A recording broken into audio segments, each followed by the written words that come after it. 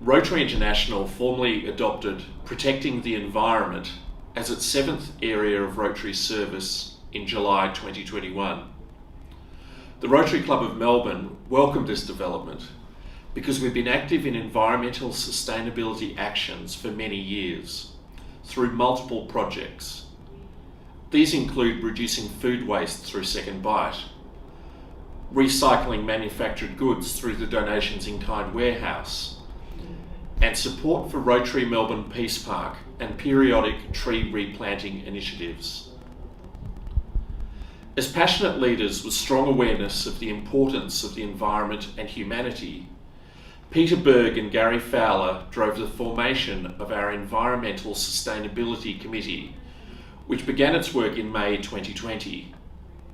The remit of the committee is to enable the club to be sustainable by adopting best environmental practices in everything we do, to promote community awareness of the importance of protecting the environment, to measure and report carbon emissions generated by our operations to achieve carbon neutrality, and to create volunteering opportunities in projects that protect the environment. The Rotary Club of Melbourne aims to be the Rotary leader in environment initiatives. In this video, you will learn how we are achieving these goals, and I'll hand over to our Environment Sustainability Chair, Gary Fowler, to do this.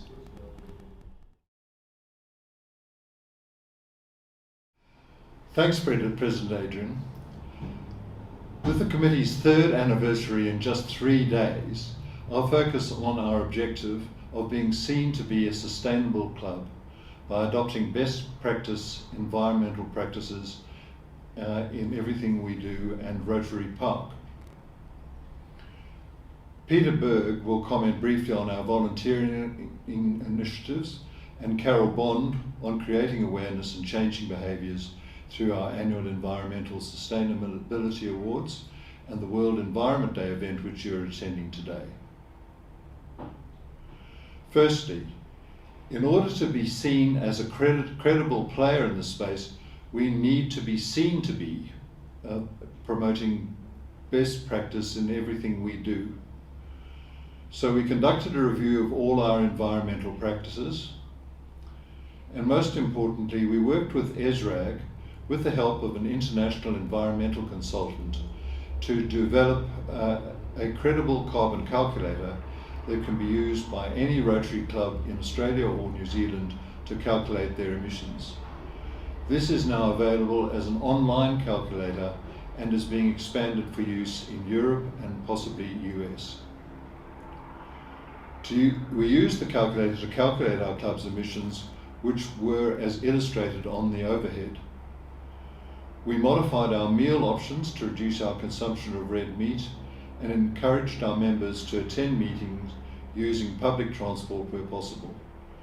Of course, the option of virtual attendance by hybrid meetings reduces environmental impact for those attendees to almost zero. We have for 2 years now offset our emissions by purchasing carbon social credits in With One Seed. This ensures that the funds used for offsetting our emissions all go towards improvement of the lives of villagers in Timor-Leste who restore the forests that generate the credits. We also continue to support the circular economy, primarily through the DIK store, of which you will hear much more today. A major project this year is the installation of peace bells at Rotary Memorial Park. This is a legacy project for the Rotary International Convention in May, and we thank the City of Melbourne for their support. The Melbourne Peace Park has an emphasis on peace, traditional owners, and the importance of protecting the environment.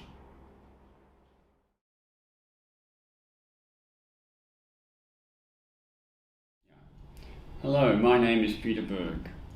Rotary Melbourne is involved in a number of environmentally sustainable volunteering activities that includes residential recycling of homeware items to welfare agencies by Ryman, the recycling of a variety of goods through the Donation in Kind program, working with Second Bite to distribute food waste to the needy, tree planting on the annual Planet Ark initiated National Tree Day, with Rotarians for Bees planning a Rotarian Network Volunteering Day at the Sweet Justice Beekeeping Farm, which complements the work Quinn Scalzo, a club member, is involved with in assisting the growth of the Sweet Justice operation.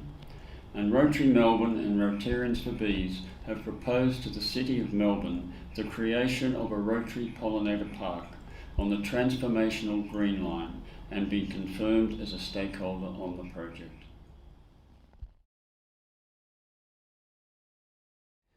The Rotary Club of Melbourne is actively involved in promoting the seventh pillar of Rotary, which is awareness and protection of the environment. Our luncheon today is part of a coordinated plan to create awareness and understanding of the role we all play in protecting our beautiful Earth home. Our World Environment Day lunch is now an iconic annual event in partnership with the City of Melbourne and now with ESRAG, which is the larger Rotary Environmental Service Committee. In addition to the lunch, we have begun a Environmental Service Award. This is now the third year of our Environmental Service Award, where we recognize the efforts of businesses that make profit for purpose part of their mission. What we look for are people who are trying to make an environmental difference with the businesses that they choose.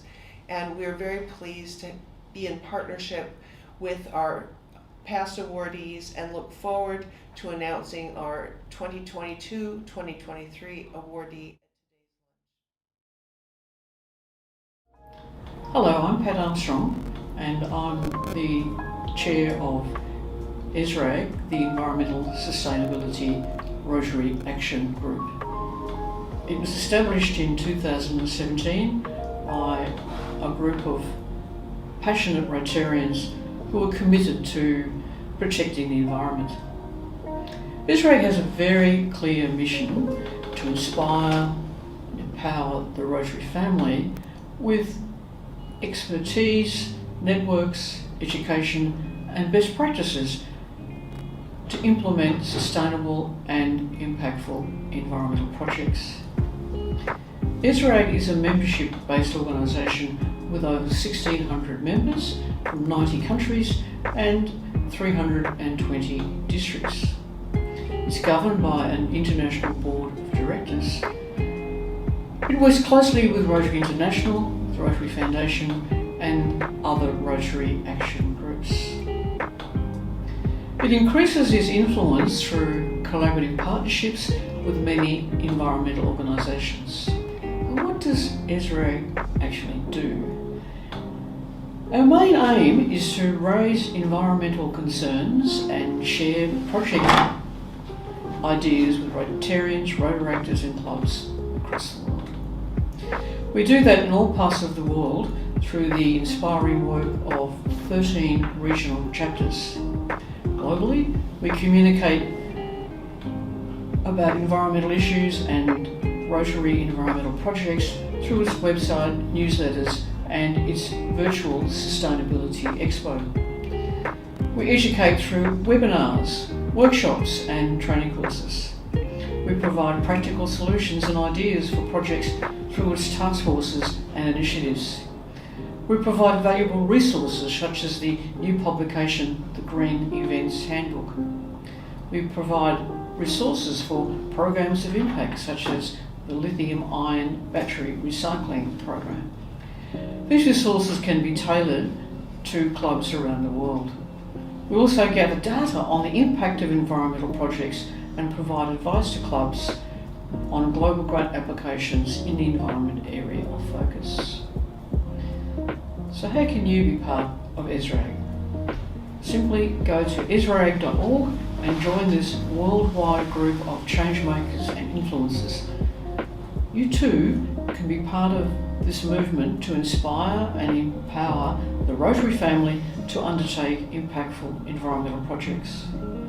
you too can be part of the environmental solution, and you too can influence other Rotarians and your community about protecting the environment.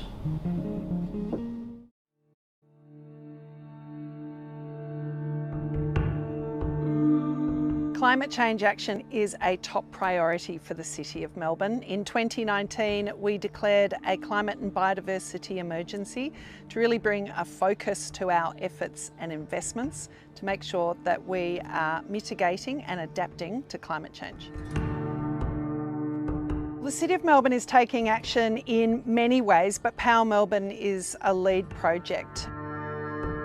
It's absolutely key that Melburnians are able to access affordable renewable energy, and Power Melbourne is about these neighbourhood scale batteries being located across our municipality. And the beauty of that is that it makes available renewable energy to all of the small business owners and residents that cannot otherwise have solar panels on their premises. This is a project to install neighbourhood batteries to address neighbourhood demand so that our community can be powered by 100% renewable energy. Well, it's part of our big overall vision here at the City of Melbourne that we are a city that is sustainable, but more than that we are proactive in the solutions that really drive that transition to renewable energy. For us, those aspirations reflect the demand and the expectations of our community. And I'm so pleased that the City of Melbourne represents a community that cares so much about the future of its city.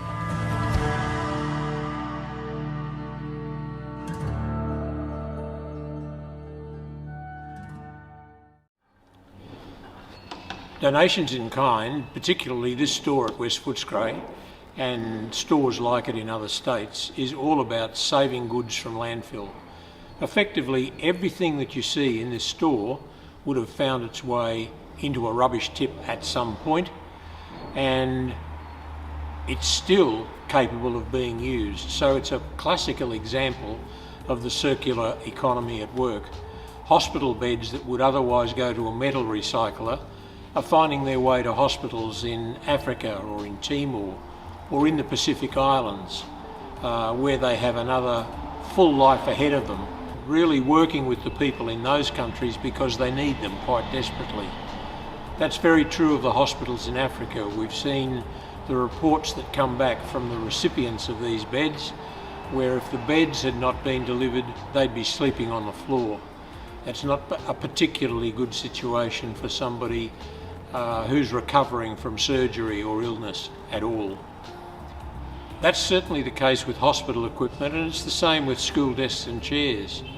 Many of those school desks and chairs have been recovered from schools that have received budgets for new furniture, and they would have found their way to the tip if they'd have not come into donations in kind and had another new life in Timor or in the Pacific Islands, also in Africa.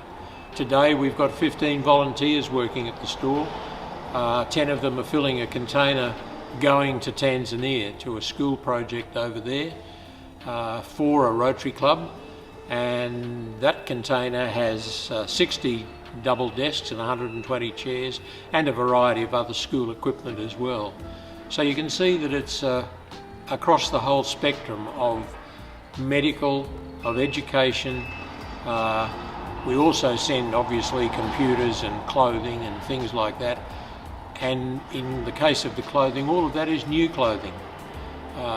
There'll be end of line supplies, there'll be last season's stock, but the point of fact is it's all brand new. We're not just sending somebody else's used clothing to these kids in Africa, they're getting new clothing. And that's one of the delightful things about donations in kind.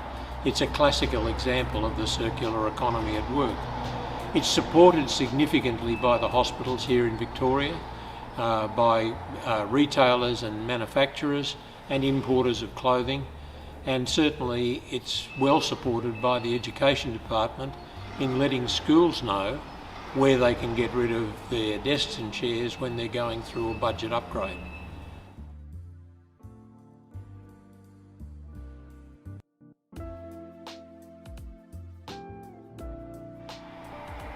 This is a good location to avoid paying gym fees, because what we're doing is lifting boxes and beds and desks and chairs all the time. But the real payoff is when we get the letters and photos back from the countries that receive these goods. The photos of a hospital ward in Somaliland or Ethiopia or Uganda being transformed, I should say, from what is basically a pretty grotty room into a fair dinkum hospital ward. Seeing the smile on the kids' faces when they're sitting on a chair at a desk where previously they were sitting on the floor.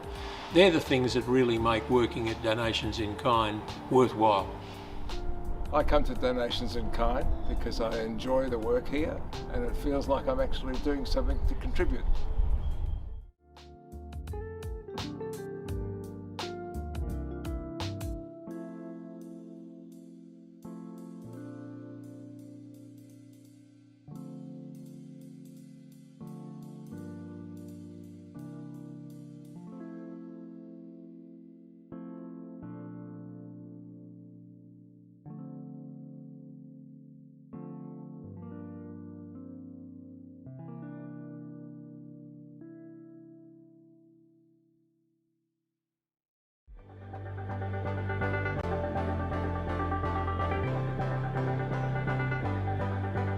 Hi, my name is Ushaya Raniga and I'm Professor at RMIT University in Melbourne.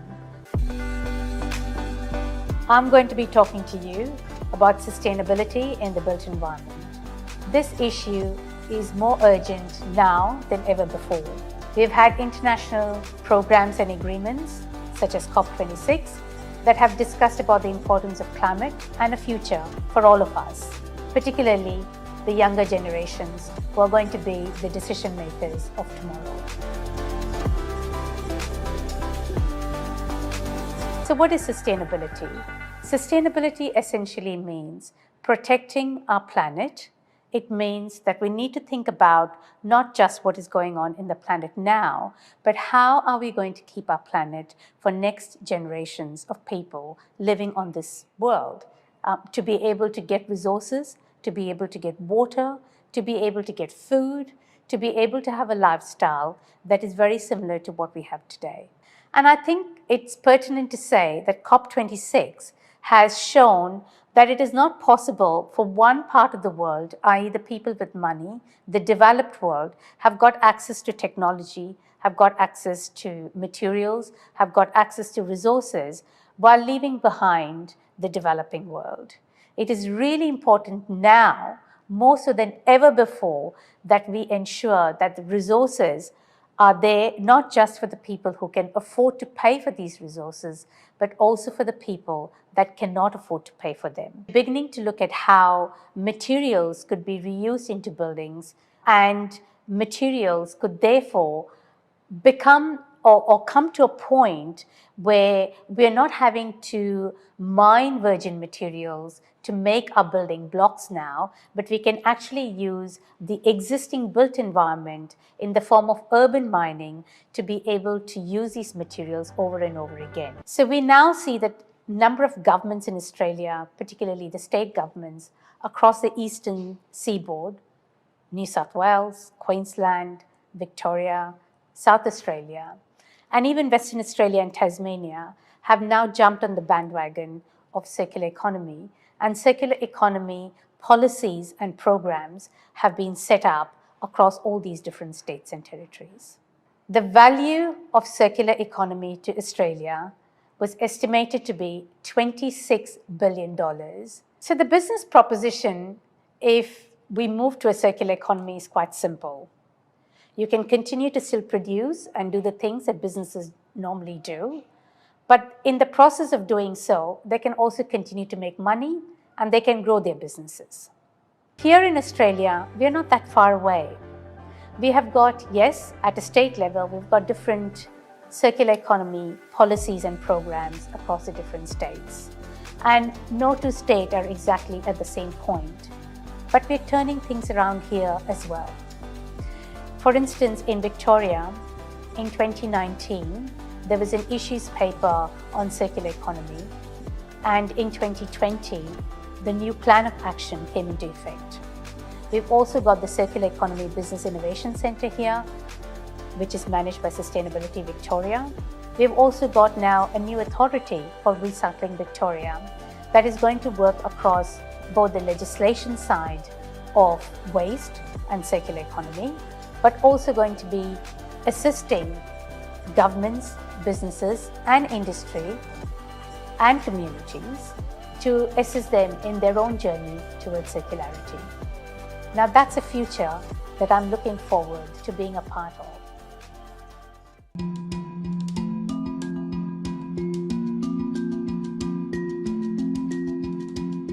This is the story of how one community's dream to restore the land grew into an idea that can help repair the world.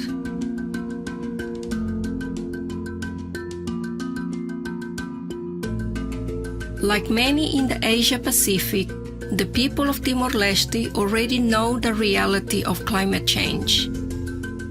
Within living memory, the seasons have grown ever more unpredictable. Droughts more dire, storms more savage, floods more ferocious. And with nearly 70% of its primary forest now gone, every grain of exposed topsoil that washes down the mountains and into the surrounding seas takes with it the people's agricultural livelihood. In 2010, a group of concerned farmers began to turn the tide. One seed at a time, and it's as simple as it sounds. The farmers are growing trees and seeding ideas through Homusang Ida, with one seed. A community-driven carbon farming program that's as natural in its application as it is far-reaching in its potential. For in a tree, humankind already has the perfect way to remove carbon from the atmosphere, store it safely and use it to regenerate the soil. Homusang Ida simply allows the farmers of Timor-Leste to put their trees to work for the good of the world, as they regenerate the land, restore the water table and return biodiversity to the ever-expanding forest. For each tree farmers plant and nurture, they receive 50 cents per year for 30 years. In a nation where many still live on less than $1 a day, this can literally double a family's annual income. Money that is helping to regenerate and transform local communities with better farming tools, better housing, and better education for the next generation. To nurture this uniquely grassroots movement, the government of Timor-Leste, in partnership with the European Union, is building the legal and financial framework that will allow local carbon farming to thrive and serve as an example to the region and to the world of just what can be achieved. One man's dream with one seed is now one small nation's growing gift to the world.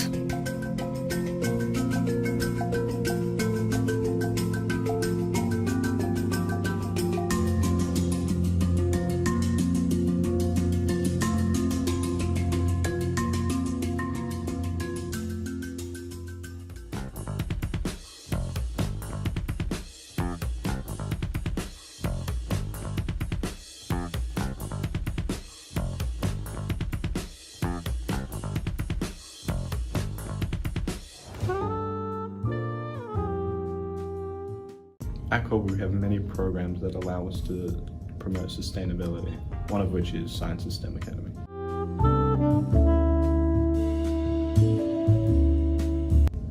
Anything really there, not much have there. Well, I think everyone knows what the world is going through at the moment, and most of this is adults doing, as this is their past mistakes. I think they could step up more and not just leave all the responsibility to the youth and Gen Z to do all this, and that they should at least try to do the small things which can really help us. I think if the older generation were to educate us, the newer generation, about how our effects are like a straw on the camel's back, and how it's just adding on every day. And maybe if we know what to do, we can finally make a change, stop the cycle.